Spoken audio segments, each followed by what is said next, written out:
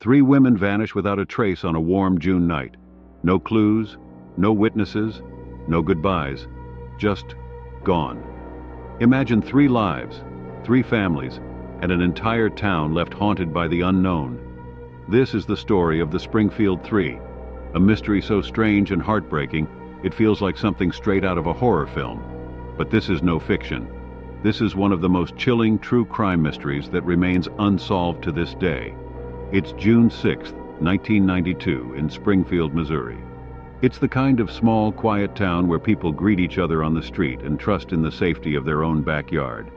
It's graduation weekend. There's a hint of summer freedom in the air, mixed with the excitement of endless possibilities.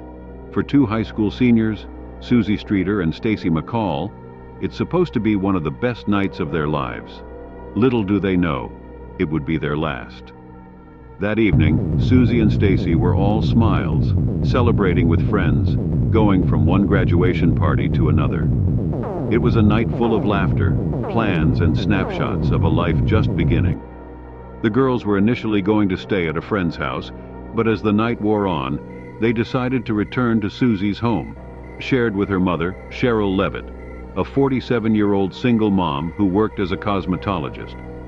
The girls arrived at the Levitt home at 1717 East Delmar Street sometime after 2 a.m., and from that moment, all contact ceased. The next day, Stacy's mother, Janice McCall, expected her daughter to call, but the call never came. As worry set in, Janice began calling around, piecing together the events of the previous night. Eventually, she drove to the Levitt house herself. What she found inside was unsettling.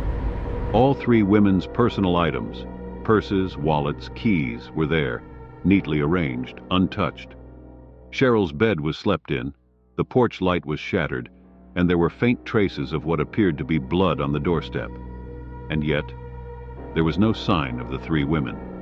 It was as if they had just disappeared.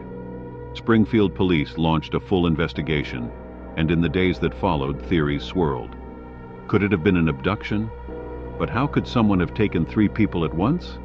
There were no signs of a struggle, no broken locks or overturned furniture. Another theory emerged. Perhaps they'd left voluntarily. But why? And where would they go without their belongings? Some speculated it was an organized crime hit or a revenge plot against Sherrill for something unknown. But no matter how many leads surfaced, each one seemed to end in a dead end, with no hard evidence to anchor any theory. 2 days after the disappearance, a strange call came into the Springfield Police Department. An unknown man claimed to have information on the missing women, but before detectives could gather details, he hung up. The police traced the call, but it led nowhere. This wasn't the only odd lead. An eyewitness reported seeing a green Dodge van in the area, claiming they saw a young blonde woman in distress. But by the time the van was found, any possible evidence was long gone. As the days turned into weeks, the close-knit town of Springfield fell under a shadow of suspicion and fear. Parents kept their children close. Neighbors double-checked their locks. The sense of security was shattered.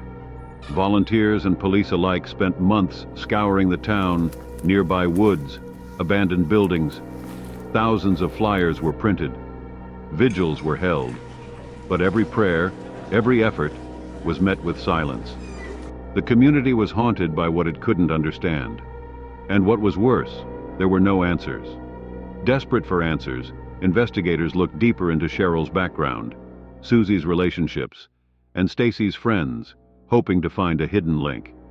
Rumors started to surface about a possible connection to crime in the area, and even a tip suggesting their bodies could be buried under the concrete of a local parking garage.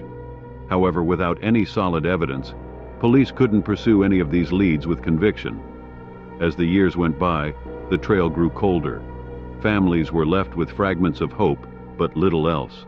For Janice McCall, the agony of not knowing became a daily battle.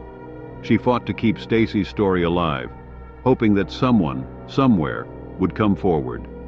In interviews, Janice often recalled the smallest details about Stacy, her smile, her laugh, the plans she had. It was a mother's undying love, an unbreakable connection, refusing to let her daughter fade into oblivion. "I won't stop," she would say. "I can't stop. Not until I know." And who could blame her? She was left with a void only the truth could fill. In the years that followed, new tips would occasionally surface, keeping hope alive for just a moment.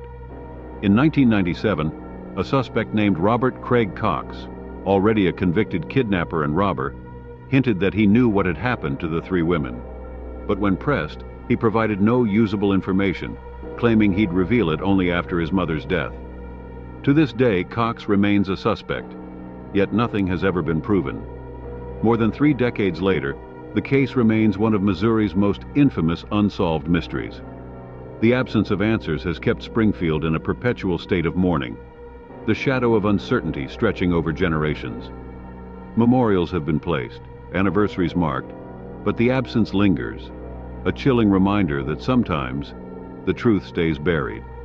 Imagine, 3 people gone in a flash, their lives stolen without a single trace left behind.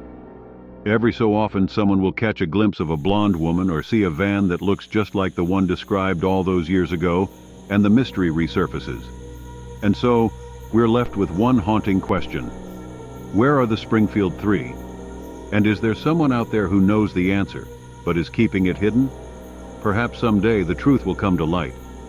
But until then, we're left with a mystery that echoes through time, a story that keeps us awake at night, haunted by what we cannot see.